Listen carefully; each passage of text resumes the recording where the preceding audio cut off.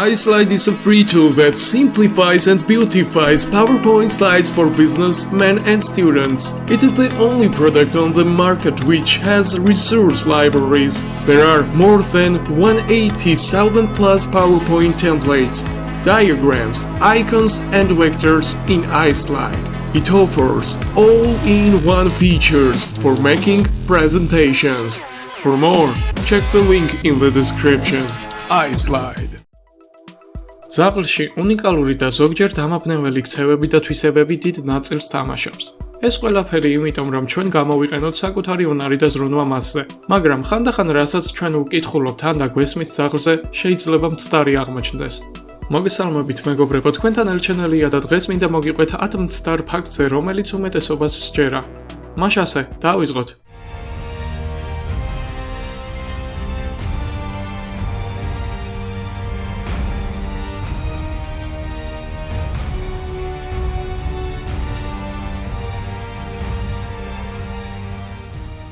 ნომერი 10. ისინი მხოლოდ შავ-თეთრ ფერებს ხედავენ.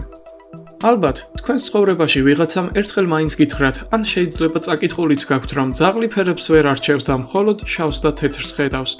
ეს ფაქტობრივად მხოლოდ და მხოლოდ მითია.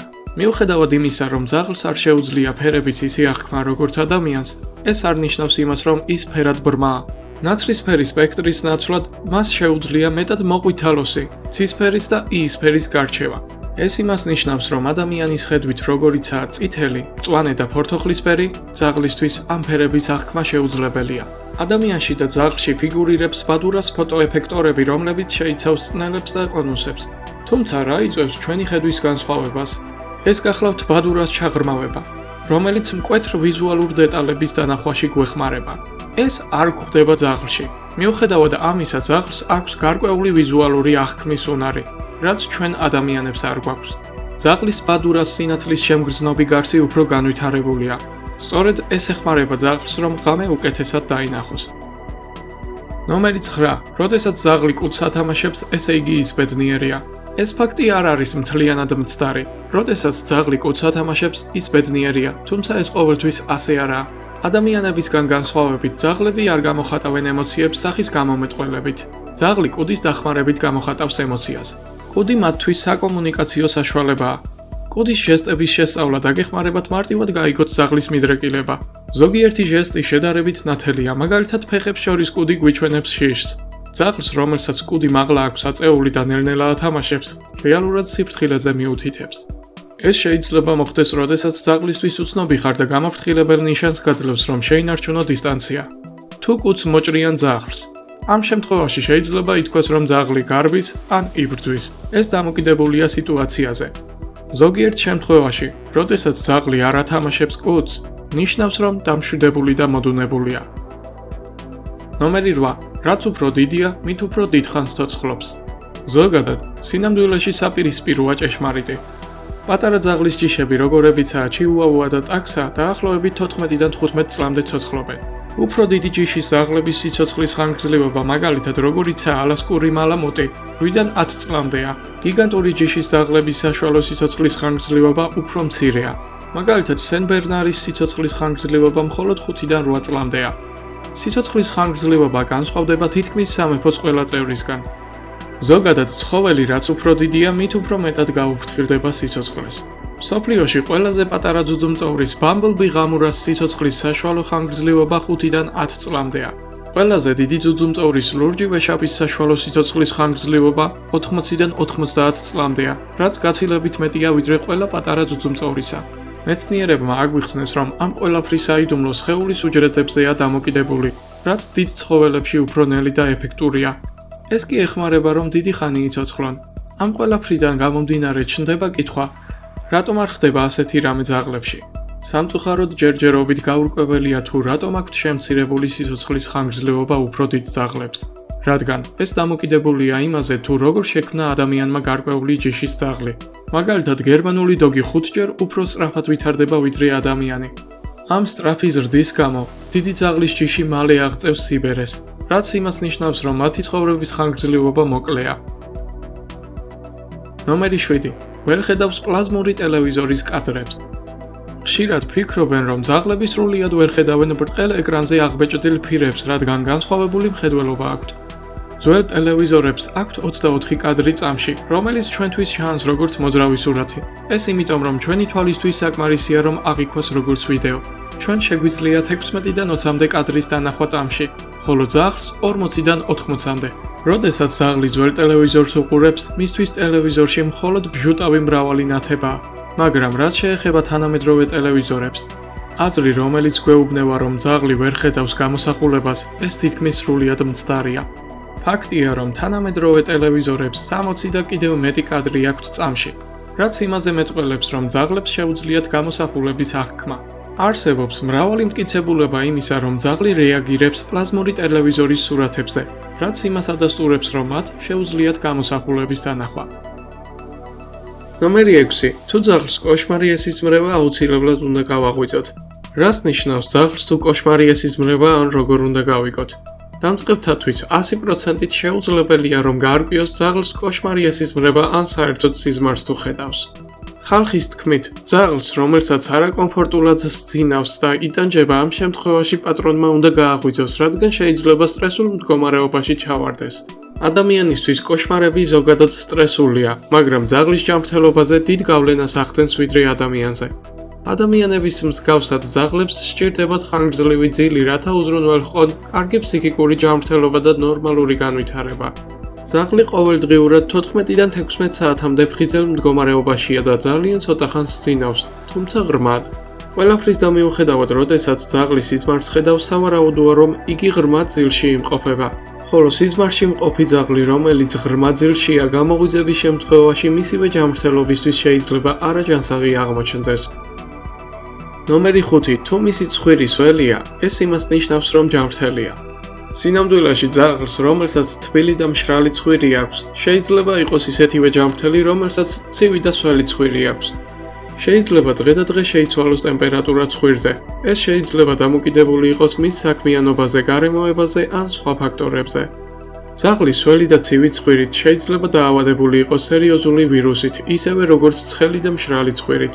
თუ თქვენ დაიჭერთ ძაღლს, რომელსაც მშრალი ცხვირი აქვს, არ შეშფოთდეთ, რადგან ის სავარაუდოდ უბრალოდ მზის ცხივებმა გაუშრო. მაშასე, როგორ უნდა გავიგოთ ძაღლი ჯანმრთელია თუ არა? უფრო ზუსტი შემოთავაზება ექსპერტებისგან არის ის, რომ სასმელის, საკვების და ქცევის უნარჩვევების შეცვლის შემთხვევაში, თუ აღინიშნება მოულოდნელი ცვლილება მის მატაში ან ორგანიზმში, ამ შემთხვევაში თვალყური უნდა ვადევნოთ მის გამოკვებას და გარემოებას. ხოლო თუ საქმე ჩამოთვლილთაგან არც ერთს ეხება, მაშინ სჯობს მიმართოთ ვეტექიმს, რომელიც დაგეხმარებათ პრობლემის გადაჭრაში. ასე რომ, ძაღლის ჯანმრთელობის კონტროლი ნაწილობრივ შესაძლებელია. ნომერი 4. ბეკონი არავნებს ძაღლს. ზოგიერთმა კარგად იცის, რომ ძაღლს არ უნდა მისცეს შოკოლადი. ყველაზე შოკირებული რამ პროდუქტებიდან არის ბეკონი. ზოგიერთისთვის ლოგიკურია, რომ ბეკონი დრო-და-დრო ძაღლს საჭამოს, თუმცა ყველაფრის და მიუხედავად ბეკონი რეალურად შეიძლება ძალიან საზიანო აღმოჩნდეს ძაღლისთვის. ძაღლის ბეკონით ხშირად გამოკვებამ შეიძლება გამოიწვიოს გრძელვადიანი ჯანმრთელობის პრობლემები. საქმე იმაშია, რომ ბეკონი მდიდარია ღორის დიდი რაოდენობით ცხიმით და ცხიმიანმა მჟავამ შეიძლება გამოიწვიოს პანკრეასის ანთება, რომელიც არის პანკრეატიტი. პანკრეასი პასუხისმგებელია ენზიმების განსათავისუფლებლად. პანკრეატიტი ამცირებს პანკრეასის შესაძლებლობას, რაც იმას ნიშნავს, რომ ის არ ფუნქციონირებს სწორედ. ხოლო ეს ყველაფერი მიუთითებს ძაღლის უკიდურესი ავადმყოფობისაკენ. თუ ძაღლს არ აჭმევთ ბეკონს, ამით თქვენ მის სიცოცხლეს გაახანგრძლივებთ. ნომერი 3. ინგლისურ ბულდოგს აქვს ბრტყელი სახე, რადგან ჯიშის გამოყვანისას მოხდა შეცდომა. მყარი მხრების, უცნაური ყბის და ნაკეცებიანი კანის მქონე ინგლისური ბულდოგი ალბათ ერთ-ერთი ყველაზე გამორჩეული ძაღლია სხვა ჯიშებთან შედარებით. ინგლისური ბულდოგის ჯიში სპეციალურად გამოიყვანეს, რათა ხარებისთვის ეკბინა. დიახ, უცნაურად ჟღერს, მაგრამ დეტალურად მოგიყვებით ამ ფაქტის შესახებ. მრავალი წლის წინათ ადამიანები მიიჩნევდნენ, რომ ცხოველებში სისხლის შემცირებით კოლაგენები გაიზრდებოდა. ამ რწმენამ მოუწოდა ხალხს, რომ კანონები მიეღოთ, რომლებიც ინგლისის ბევრ ტერიტორიაზე მოითხოვდა ხარის დაკბენას და სისხლით დაცლას, სანამ დაკლავდნენ. ბულდოგის უცნაური სახის ფორმა ამ რწმენისთვის გამოსადეგი იყო, რადგან მას ხარზე კბენა და სუნთქვა ერთდროულად შეეძლო. ეს ჯიში სრულიად განზრახული იყო. მიუხედავად იმისა, რომ ბულდოგი ზოგადად იტანჯება სახის ასეთი ფორმით, თავდაპირველი მიზანი რეალურად ძაღლის დახმარება იყო, რათა უკეთესად შეძლებოდა კბენა, სუნთქვა და ასე შემდეგ. ნომერი 2. ძაღლს მოსწონს ჩახუტება. ეს ფაქტი ძაღლის მოყვარულთათვის შეიძლება მძიმე დარტყმა. ჩახუტება ადამიანებს შორის არის სასიყვარულო ჟესტი. ჩვენ თუ ძაღლს ჩავიხუტებთ, ეს იმიტომ, რომ მასზე ვზრუნავთ და გვიყვარს. ყველაფრის დამიუხედავად, ძაღლი სხვანაირად გამოხატავს სიყვარულს. ძაღლისთვის ჩახუტება ზოგიერთ შემთხვევაში წარმოდგენილია როგორც მასზე დომინირებთ. ეს კი ზოგიერთ ძაღლს აწუხებს. ეს არის ქმედება, რომელსაც ადამიანები ვიყენებთ და არა ძაღლები. თუმცა იმდენად გამოხატავთ ძაღლისადმი სიყვარულს, რომ პერიოდულად შეიძლება ჩავეხუტოთ. ჩვენი ჩახუტებით თვალებში ვუყურებთ იმ არსებას, რომელსაც ჰგონია, რომ ჩვენ ვდომინირებთ მასზე. თუმცა ყველა ძაღლს სხვანაირი დამოკიდებულება აქვს, რადგან ყოველი არსების პიროვნება განსხვავდება. თუ ძაღლს ნერვული რეაქცია აქვს ამ ჟესტზე, ის ამას ადასტურებს მისი სხეულის ენის შეცვლით. ამ შემთხვევაში იგი დახურავს პირს და შესაძლოა ტუჩები მოილოკოს, რაც აშკარა ნიშანია, რომ დაბნეულია და აინტერესებს, რა გააკეთა არასწორი. მაგრამ სანერვიულო არაფერია. თუ თქვენ ძაღლს არ მოსწონს ჩახუტება, ეს არ ნიშნავს იმას, რომ მას არ უყვარხართ. ნომერი 1. ძაღლი ჭამს ბალახს, როდესაც ავად არის. საყოველთაოდ ცნობილია, რომ ძაღლი ჭამს ბალახს, როდესაც კუჭის პრობლემა აქვს და ავად არის. ფაქტობრივად, ეს შემთხვევა იშვიათად ხდება. ძაღლები, რომლებიც ჭამენ ბალახს, მათი მხოლოდ 10% თუ იქნება ავად. ახლა კი დეტალურად გავარკვიოთ. ზოგჯერ ძაღლი ბალახს ჭამს იმის გამო, რომ მას აქვს პარპრექსია. პარპრექსია არის ცუდი მადა ან მადა, რომელიც ითხოვს სასურველ ნივთიერებების მიღებას.